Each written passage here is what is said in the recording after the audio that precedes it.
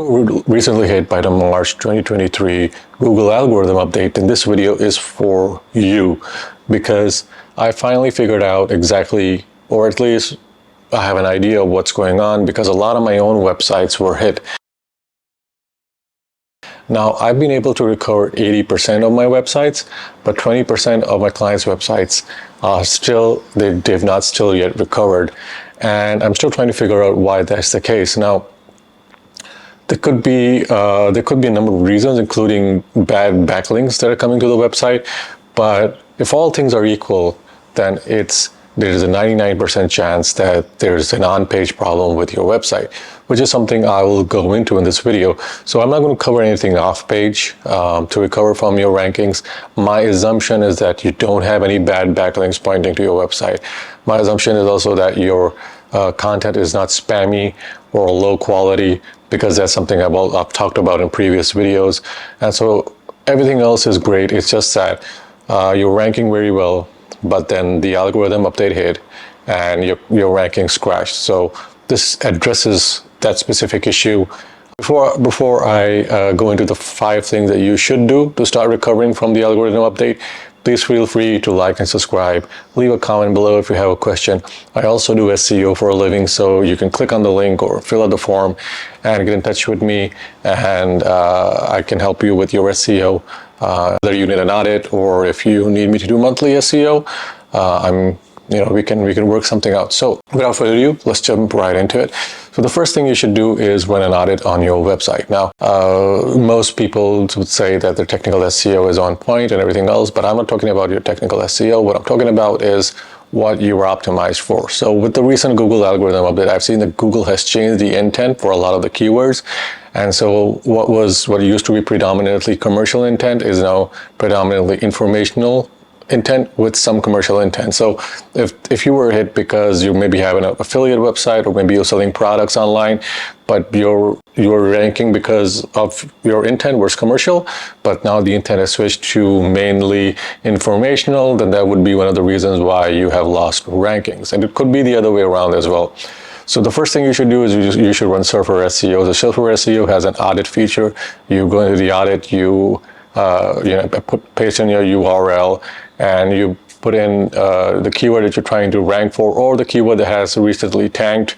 Put that in, run the audit, and what Surfer SEO does, what Surfer SEO's audit tool does is it goes into and looks at all the other websites within the top 10 results that have how the keywords are placed, where the keywords are placed, and how many times the keywords have been placed, and how those pages are laid out. And it then gives you recommendations based on what it's seeing. And so this changes a lot. And so for a lot of the websites that I've recovered, all I've done is just run this audit and done what is suggested in the audit. Now, Surfer SEO tends to lean more in favor of over-optimization. So if Surfer SEO says add a specific keyword 6 times, I would add it 4 times and then see how that works. And then if I don't get to where I want to be, I maybe add it 1 more time. So make it 5 times, but not do it 6 times, because Surfer SEO's recommendations are a little over the top. So once I've done that, the next thing is I'll go ahead, I will update the content, I'll resubmit my so I've gone ahead and updated all the content, and I would say do it for most of the pages that you are ranking for. So if it was the home page, if it was a services page, do it for all of these pages. You don't need to do it for let's say, I don't know, you don't need to do it for the privacy page or the FAQs page necessarily. But if the FAQs page was ranking really well, but it's not ranking anymore, then maybe do it for the FAQs page. There's a link to Surfer SEO. It's in the description. It's an affiliate link. So if you click on the link and you sign up for Surfer SEO, I actually get paid a commission for it. So just bear that in mind. If there are other tools that do it, I think Phrase has a similar feature. I'm not affiliated with Phrase. But most of the tools that do this are paid tools. So I'm not aware of any free tools that can do this for you. So the second thing you'd want to do is you'd want to go onto Google and check exactly what's ranking. So you want to take a look at the top 10 search results. So let's say you were an affiliate website and you no longer rank for that keyword. take a look at the top 10 results and see if any other affiliate websites are ranking for that keyword. If there are no affiliate websites ranking for that keyword, then it means that Google no longer wants to rank affiliate sites for those keywords. Or if you ran a service website and you see that no more services are ranking for that keyword, but instead you have more products ranking for the keywords, or more more news-related websites ranking for the keyword, then it means that Google has changed the intent for that keyword greatly. And so you might not want to target that keyword, but you might then go in and do more keyword research and maybe find a keyword that Google is targeting, or Google sees as being more relevant to your website or web page that was previously ranking. So normally you go into SEMrush, do keyword research, and it will give you a list of similar keywords. Then plug each keyword into Google search and see if websites like yours are ranking in Google search, and then maybe change the content of your website to facilitate this new keyword. Again, you can use Surfer SEO. You can plug in the keywords you want to target, plug it into Surfer SEO's content editor, and run the content editor, and then draft new content or optimize your existing content for the new keywords, or it will also suggest content length and stuff like that. So once that's done, you can republish it and then resubmit recompile the sitemap and resubmit it to Google. So that's the second thing you can do. The third thing you could probably do is take a second look at your titles. Now, I know people are going to say that titles are not a ranking factor, and I've heard this many times. Google has published in its documentation that titles and H1s are not ranking factors. And I'm not talking about this being a ranking factor, but I'm talking about Google seeing this as being relevant to your website. So if your title is ABC's Toys, but you're trying to rank for ABCD Toys, then you have to change the title. So one of the ways I do this, again, as I go back to SERPs, I go to Google and I'm looking at the top 10 titles. So what do the top 10 titles have in common? Usually, I would then redo my title based on what I'm seeing. So if the keyword is used once in the title for the top ranking websites, I will use it once in the title. If it's not used at all in the title, I might remove it from the title, because then it might be going overboard, over optimization. I would also then maybe change the title to something entirely different, but something that's more maybe newsworthy, maybe something that's more clickbaity, because sometimes Google just ranks websites with clickbaity titles. So take a look at what's ranking and then do that, because titles are something I change a lot, and I see that it does have an effect on SERPs.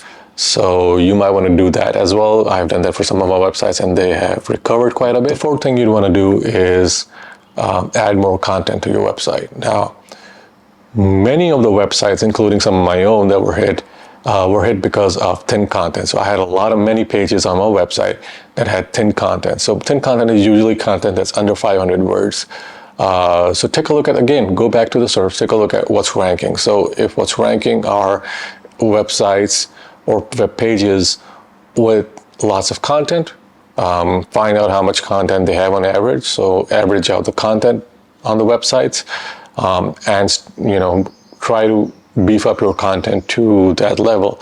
And the reason for that is Google sees that people are spending more time on websites that have beefier content or long form content, then Google will rank those websites as opposed to websites that have shorter content. So again, this is something that you're catering to Google and users, what users want. So if you're doing this, maybe users want to read long form content, you're in one of those industries.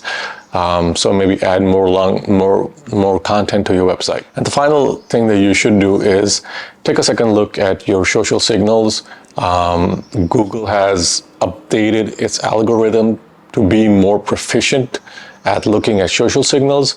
So if you have links from LinkedIn, from Facebook, from Instagram, from Twitter, and all of these social, even TikTok. So if you have links coming in from all of these places, it adds to your credibility.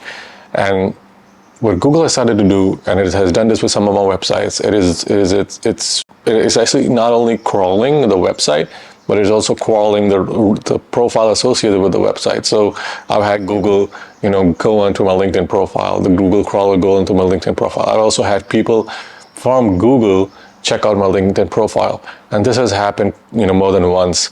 And so if you're in one of those niches where expertise counts, for instance, if like I'm an SEO person, so within my website, my expertise does count. My blogs would rank because I'm an expert, and so Google's team, the manual team, not the automated team, will look at if I have that expertise. But it's even higher for people in the medical profession, in the finance profession, in the legal profession. So the YMYL thing comes into play.